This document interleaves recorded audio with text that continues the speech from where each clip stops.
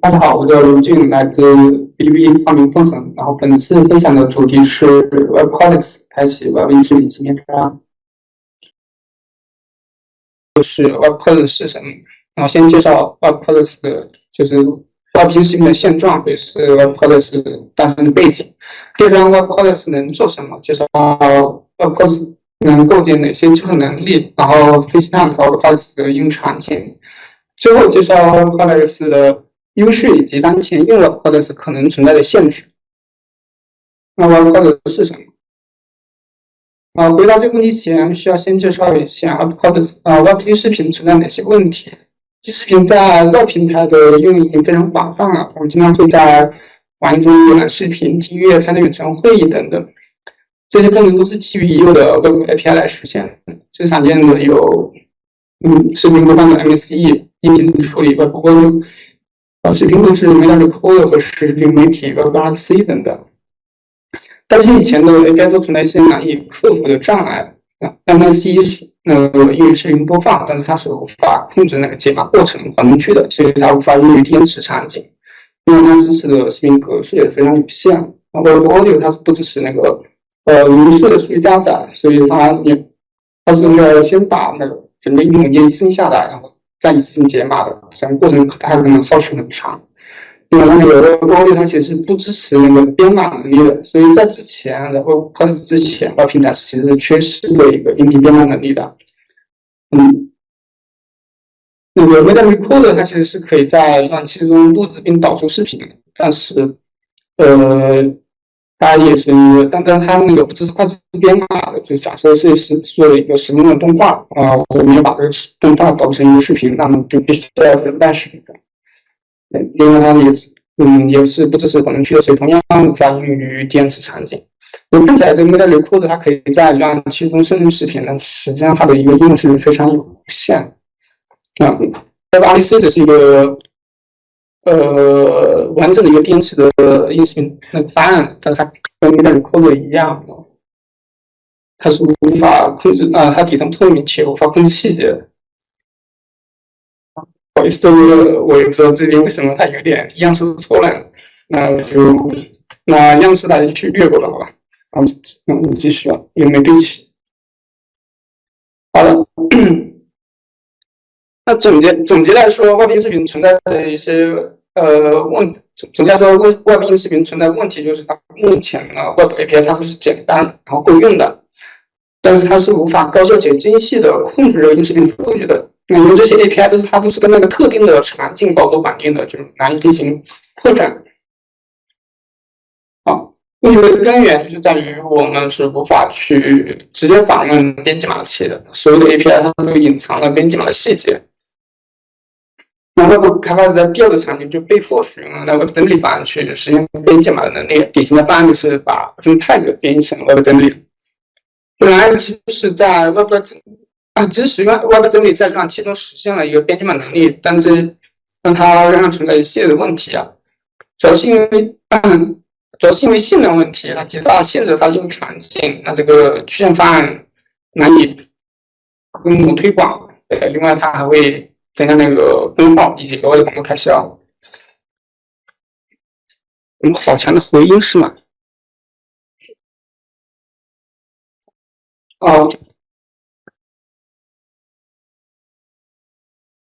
那个提出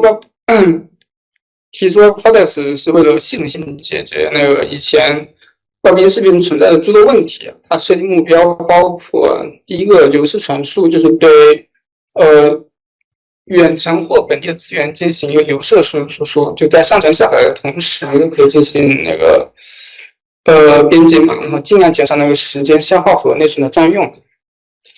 第二个效率问题。第一个效率就充分利用设备的硬件，主要是指这个 GPU 加速编辑码 ，CPU 的多线程。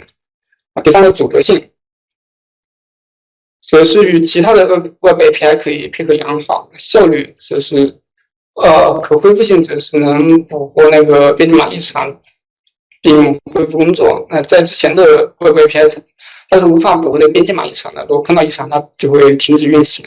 灵活性。就能适应各种场景，然后比如音视频播放、是流媒体等等，也是基于 Codex 它可以实现 MSE，和 LRC 类似的功能。对称性，这就是那个编解码的 API，它具有相似的模式，这个是从 API 设计角度去降低开发者的一个学习成本。然后 Webcodex 非目标主要两个，第一个是它是不负责音视频的容器封装的，第二个是不负责自定编解码器。然后不是成本是更能体现 Webcodex 的边界。那视频封装它计算量并不大，它其实可以是用 JS 来实现的。那后文也会介绍，如果在软器中对那 MP4 进行一个封装与解封装，也正是因为 Webcodex 它没有跟这个容器层做封装层吧做绑定，所以理论上它可以支持所有的容器格式，不像以前的音视频 API，它对那个容器支持非常有限。比如经常看 MCE， 它基本上是支持 MP4 没有 recorded， 或者如果是 WebElement， 有这样的问题。对于自定义编辑码器，如果有很强的定制化需求，那只能继续去使用的 Web 整体方案。现在来总结 Webcodex 是什么 ？Webcodex 它是一个 Web 规范的，A 年9月份最先是在那个 Chrome 9系统实现的。Webcodex 它提供了一个编解码能力，然后可以精细控制编解码过程和数据。然后这个 Webcodex 能做什么？先大致介绍一下 Webcodex 的核心 API。首先看一下这个生产到消费的一个大致链路。那生产过程是从原采集原输入的编码后封装成的视频文件，然后将文件传输到云端或传输到其他设备。视频消费就是这个生产过程的逆过程。Webcodex 它实际就是图那个高亮去源。它主要做的是第一个就是控制编解码过程，第二个就是访问编解码前后的数据。那这个是图像的编解码 API，WidFrame 跟 EncodingWidChunk 的对那个编解码前后的一个数据，他们都提供一个可以获取底层二进制数据的一个接口。那 Encoder 跟 Decoder 对应的就是体量的一个类型转换。那这里我们可以看到那个编解码过程，它的 API 设计上它就是对称的。那音频编解码的 API， 它虽然是从多种音频的源对象获取它的数据，可以转换成我的 data， 源对象就包括了 Meta、麦克风或者音频文件等。等一下，这个对，人家可以。没画面。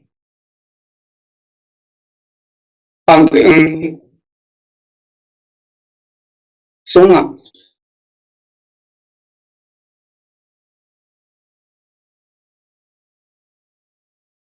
好。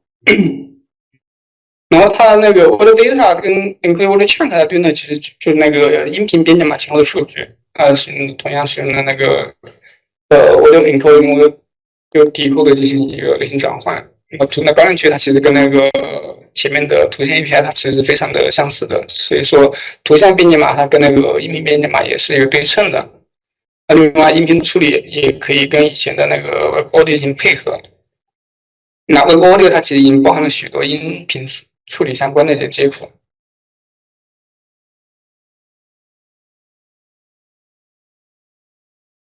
以最流行的 MP4 格式简单介绍一下那个解封装过程。在浏览器中我们可以使用第三方的谱来，比如 MP4Box 来加入视频文件，得到一个视频的基本信息，比如是长分率等等，以及这好像要不我直接不用这个了，我先大一点可以吧？那个。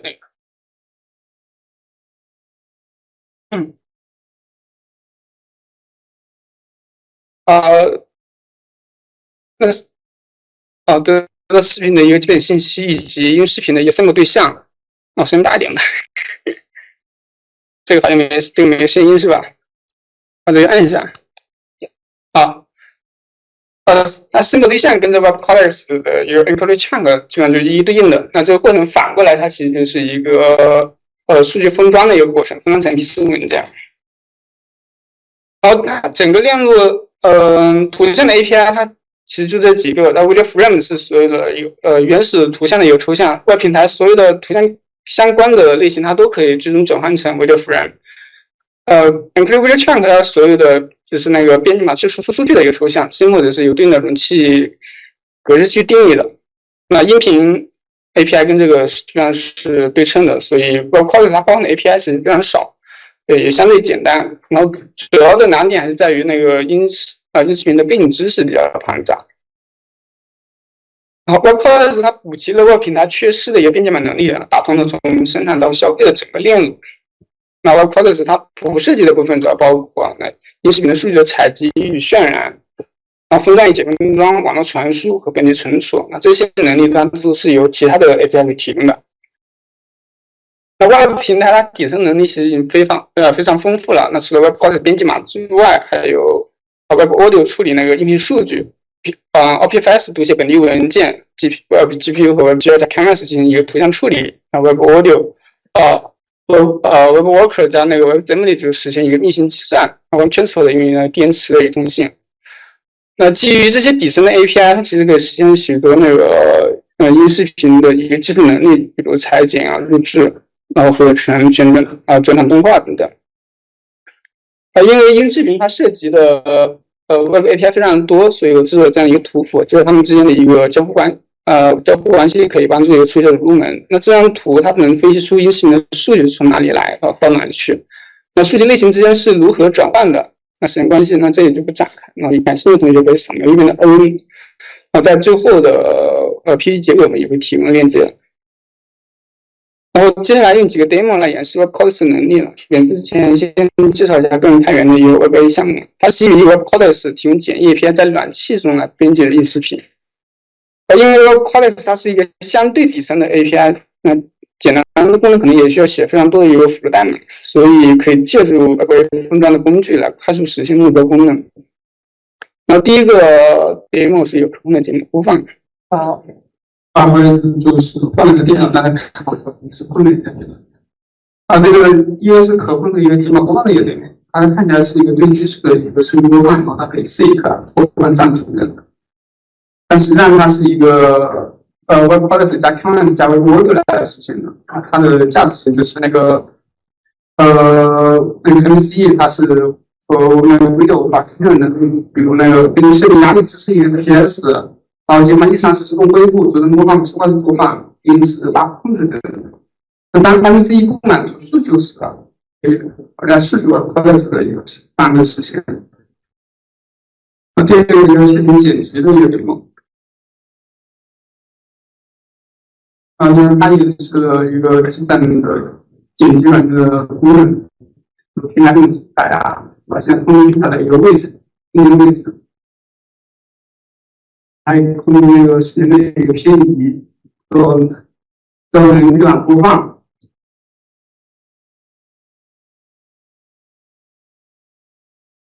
这还可以导出视频的，甚至为跳过。这个就包含了那个剪辑的基础功能嘛，这一切它就全部是在那个浏览器中完成的，完全是不需要服务器的。这个内容也是 Webqualys 跟那个 WebGL 的一个配合。前面这个还是其他 API 还是比较好，有简单的就行。这 demo 也就是在一个背景的图片上配了两个视频的素材。左边这个图的原始视频它是有一个背景的，右边经过主帧的处理，已经出了一个背景的一个效果。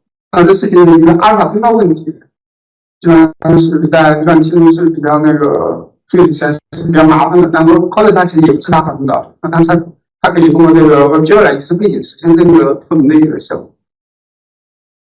那它的原理其实就是将那个 Web Frame 做一个文理传递给 WebGL， 然后实现那个希尔代码，将被看成跟背景的一个相点是透明。因为这个希尔代码是在 GPU 中运行的，所以处理真的耗是像毫秒级的，所以完全可以用一个编程场用一个编程的实单的一个产品。那基于同样的原理，我们也可以用 WebGL 来给实现我们的运镜和那个等等的那个效果。除了上面这个内容之外，WebA下面还有包含中国可演示的，包括解码、剪辑和选择几个大类。那有兴趣同学可以进行体验，下面是个链接。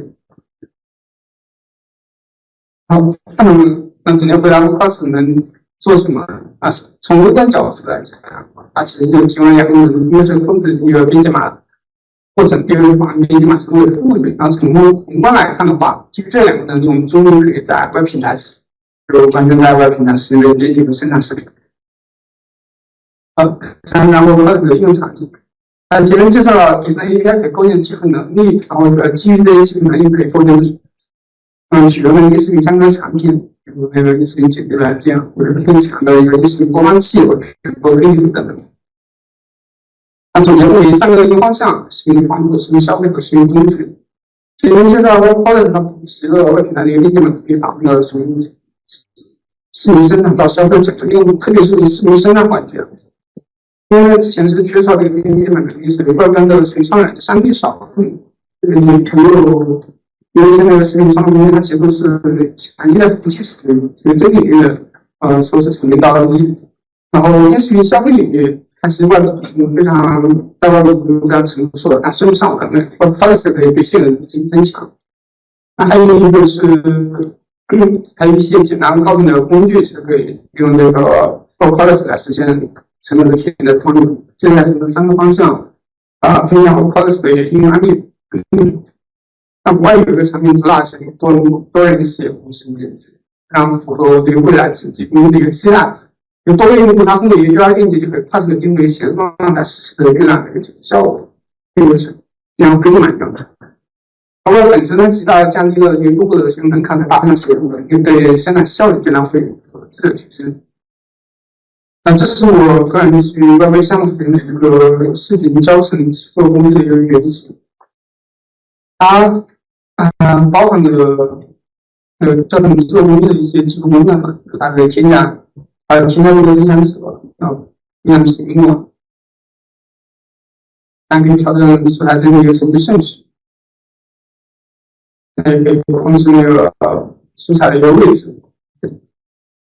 然后不想要的片段还可以剪辑掉，还有导出的使用功能。有了 WordPress 之后，这里产品就是也可以在网页实现了，就绑一个链接就可以开始录制制作视频课程，非常的轻量。现在各直播平台它的配流功能也是没办法的。我比如 Web 基站来构建的话，只能轻易实现跨平台。但是浏览器中推流它就它能大幅降低了性能组合的门槛。以往也有那个在浏览器中推流的方案，就比如使用未来的Coder录那输出的视频流带动到服务器，但前面这个未来的Coder存在的一些限制。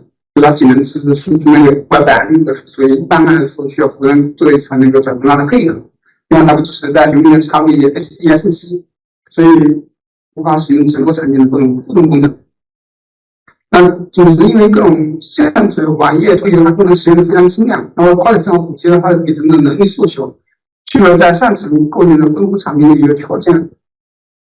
那前面提到，视频消费在 Web 平台已经非常成熟了，但说不上完美。如果提出更复杂的一个处理手，就比如截取片段分享给好友，然后逐帧播放，或者是用 FPS、DNS 等等。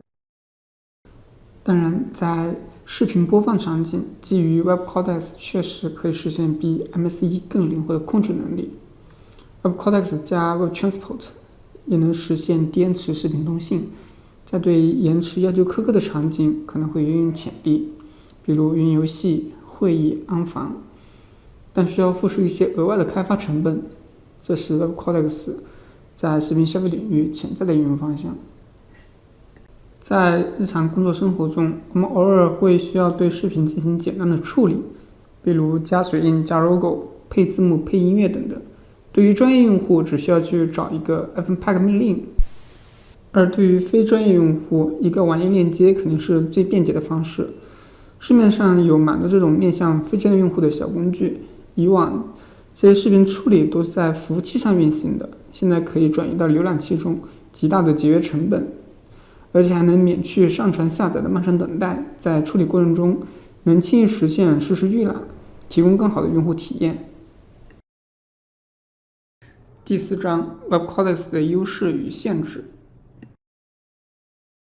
FNPack 是一个众所周知的项目，前面也有提到，在 Web 缺少编辑码能力时，在必要的场景不得不选择 FNPack WebAssembly， 但它最大的障碍就是性能问题，导致其难以大规模应用。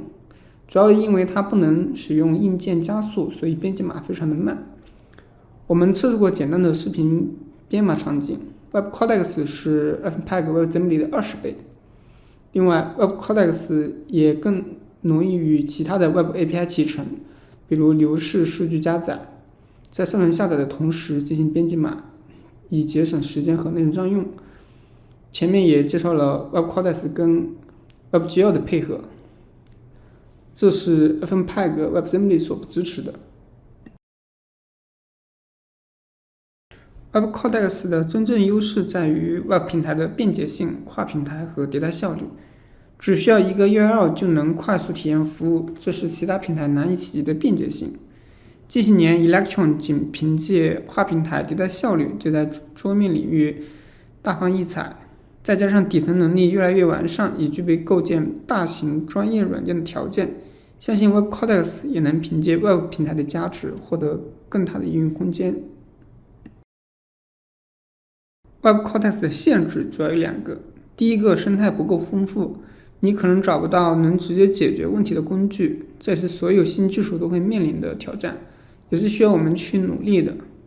另一个是受限的编解码器，浏览器内置了 FNPack， 但并没有完全开放它的能力。如果你对编解码器的参数配置有特殊要求，就需要考虑自定义编解码方案或放弃 Web Codex 方案。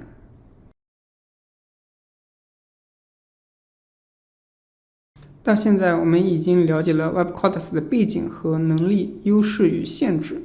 分享的应用场景中，已经存在许多基于 Native 的产品实现，为什么还相信 Web Codex 会带来改变？回顾音视频在 PC 上的发展阶段，互联网早期用户都是在离线观看视频，装机必备一个本地视频播放器。Flash 时代，在线观看逐渐流行。H5 时代，Web 在线观看成为了首选，也就是 Web 底层能力的开放，最终可能会改变用户的习惯。我期待接下来的 Web Codex 时代，视频剪辑、会议、直播等产品也会迁移到 Web 平台，以自身的便捷性加 AI 加协同能力去吸引用户。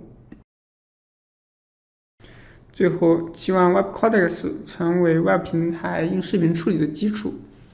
Web Codex 像 H5 技术一样，促进音视频的应用和发展。左侧是我们公司技术公众号，右侧是我个人的 GitHub 账号。本次分享的所有内容在我的 GitHub 中都可以找到相关资料。本次分享内容到这里结束了，感谢大家。